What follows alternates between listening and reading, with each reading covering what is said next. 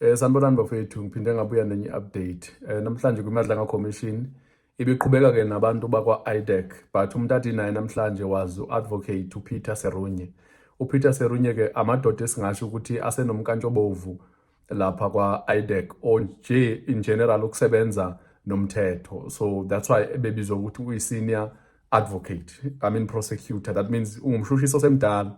So uqala kwakhe namhlanje uqale ngokuyichaza indaba ukuthi yena u-Deputy Director of Public Prosecutions. That means kule team yabashushisi ekhona lapha kwa-IDEC ulapha phezulu, ubamba isikhundla esingaphezulu kakhulu. So iMadlanga Commission felt ukuthi kubalulekile ukuthi umuntu obamba isikhundla esikanje abizwe, since ene-experience kulezi zinto, akachaze ukuthi yena wayekuphi njengomuntu omdala uma kwenzeka yonke lento le. So ubekazama ukuchaza-ke, that's why bebavezela ukuthi umuntu onomkantshobovu and kudala khona laphana. And le nhlekelelo ibinga-avoidwa ukube kuthiwa ebeka-involve kwasekuqaleni. So ukuqala kwakhe nje, i-point lokuqala is that uvezile ukuthi le case le i-case ebaluleke kakhulu because ibifaka abantu abakhulu, ama-general wamaphoyisa, and futhi ibifaka iy'nsolo ze-corruption, nalokuthi ithinta nje i-security ye-country. So i-case enjengalena bekumele ukuthi kube ukuthi i-case ethathelwa phezulu. Now waphindwa raiser iy'nkinga abhekane nazo as umuntu omkhulu lapha kwa-IDEC, kubashushisi abakhona. Inkinga yokuqala akade ayivezile ukuthi ngesikhathi kwenzeka yonke lento le, lo muntu okade efaka abantu abazodila nale case kade noMukwelo kanye noGeneral Olushaba noKhumalo, ukhethe abashushisi abancane, wayeka abashushisi abanjengabo asebadala abane-experience. Now umbuzo-ke manje ukuthi yini eyenza kwenziwe yonke lento leyo ukuthi kukhethwe abantu abancane kodwa bekhona abantu abadala, kodwa i-case idinga abantu abadala. Ngikwenzele example, ake sithi nje umongameli, not uRamaphosa, but nje umongameli noma umuphi ongamcabanga, or anyone masasebenzisi nje eSouth Africa senze umongameli bamanye amazwe. Uma ngathiwa uba nenkinga yenhliziyo and kumele kukhishwe inhliziyo yakhe, kufakwe kwenye inhliziyo, lento ekuthiwa i-heart transplant, uma efika esibhedlela angeke anakwe udoctor ononyaka esebenza laphana, or udoctor oqeda kuphuma e-university. Instead kuzobizwa udoctor odala eyishaya lento ukuze adile nomongameli. Yini inkinga? Because umongameli lo onenkinga. So okusho ukuthi uma umuntu engathi ule phezulu ngokomsebenzi wakhe, kusho ukuthi nabantu abazodila ney'nkinga zakhe kumele babele phezulu.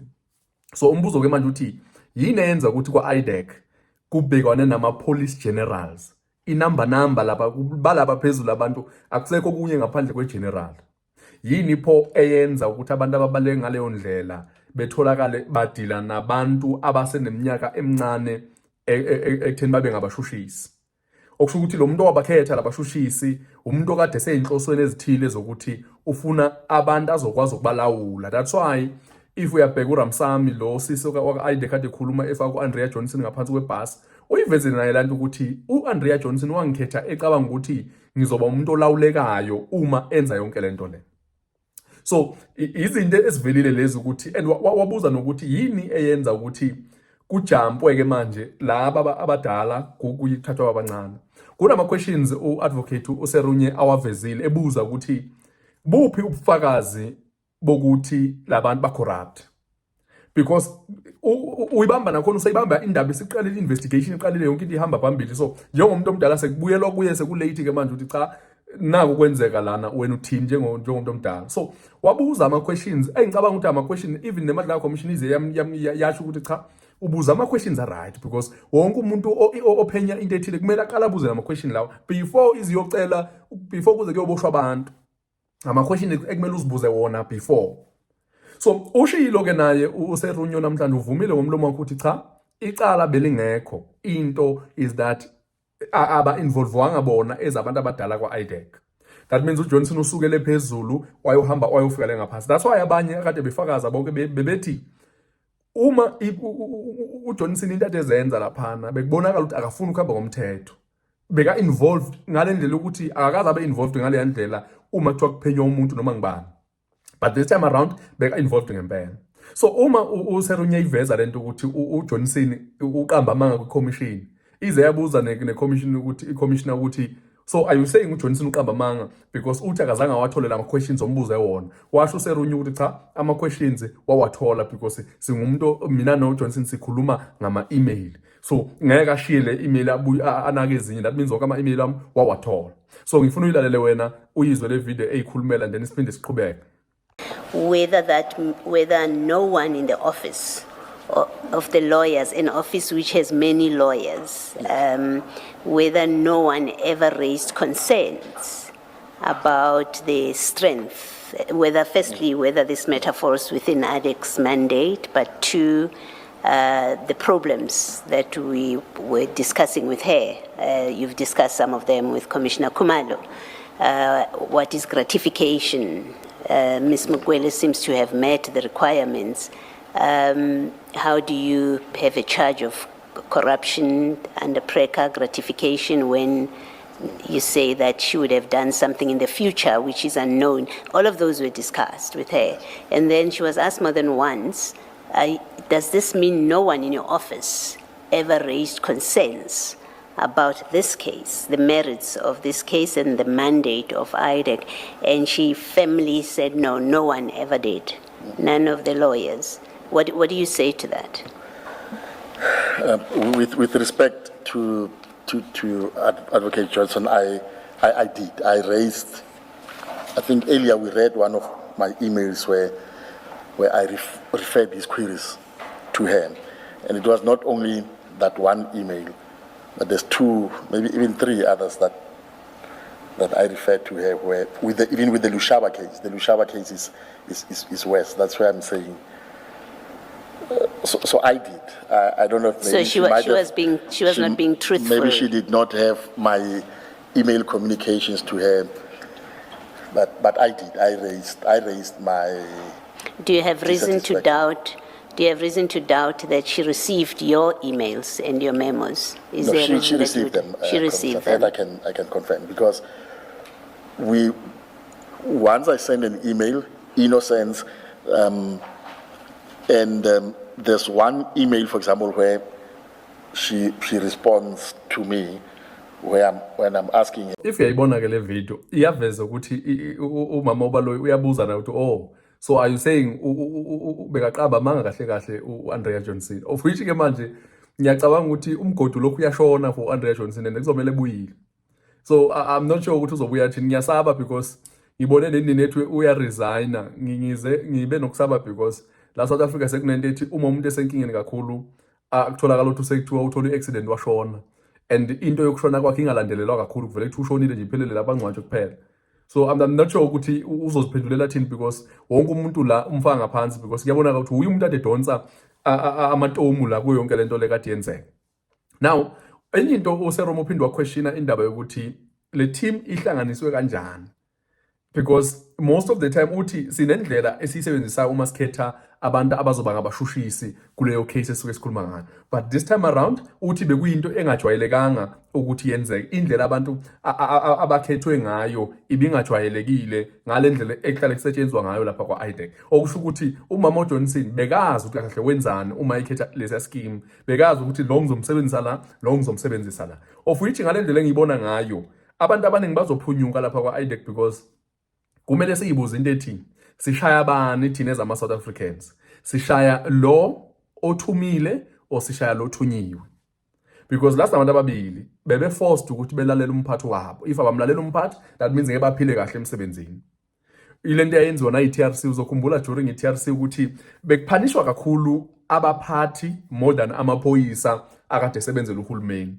So amaphoyisa during apartheid abulala abantu, so siphanisha iphoyisa noma siphanisha abaphathi bamaphoyisa abathuma amaphoyisa ukuthi mabawebulala. So ngiyacabanga nale case uma kuhlulelwa labashushisa ade bedila no Khumalo, kuzomela iphinde apply nale nto le ukuthi labantu benza umsebenzi wabo ekugcineni.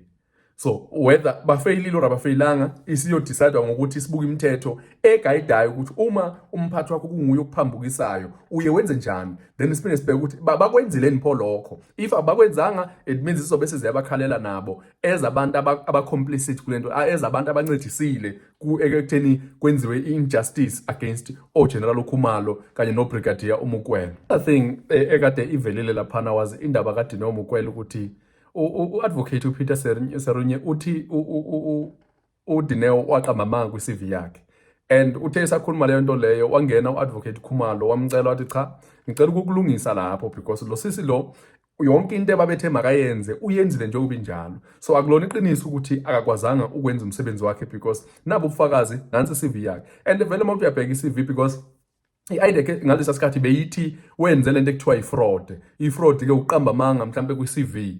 So bathi uqamba amanga kwi-CV wathi bekaphethe endaweni ethile, and nokuthi lapha kwa-BMW abavuma ukuthi bekaphethe. But uma kuyiwa kwi-CV, i-CV ayisayikhulumi leyo nto leyo, of which ke kusho ukuthi i-IDEC iqamba amanga yaze yawabelieve amangayo, because bona they were convinced ukuthi le CV ikhona inkinga ekhona kule CV. But uma kubekwa i-CV lapha phambi kwabo ukuthi mabakhomba ukuthi leyo nkinga kule CV, uthola ukuthi babamba bayeke. Uzokho umuntu noma uAndrea Johnson bambuza wabayibona le CV yakadineo Mukwelo njengoba uthi akaqualify for lo msebenzi. Wakhuluma naye iqiniso cha iqiniso izathu angizange ngiyibone le CV.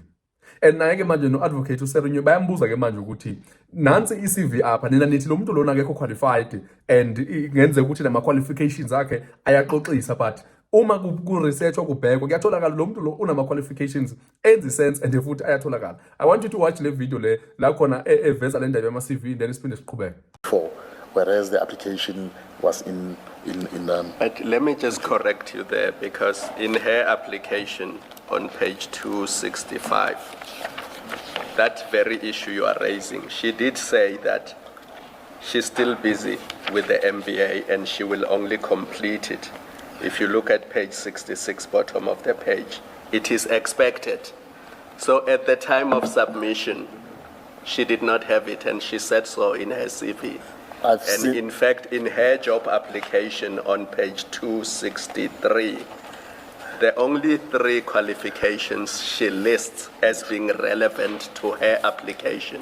In other words, she says, I have this many other qualifications, but they are not necessary for this application, because what the job requirements, what the job description requires is these 3. And then she lists all 3 of them on page 263 of file 2. She says BTech industrial engineering, and then she says the national diploma in mechatronics engineering, mechatronics. So she was saying to SAPS, for the purposes of my application, you need only look at these 2, because that's what the advert requires. I have these other things, but they are not relevant to the application. So she made that very clear. There should have been no reason to go look for things that she's not relying on for the purposes of the application. They are mentioned only in her CV because she gives a full description of what she's doing and what she's all about.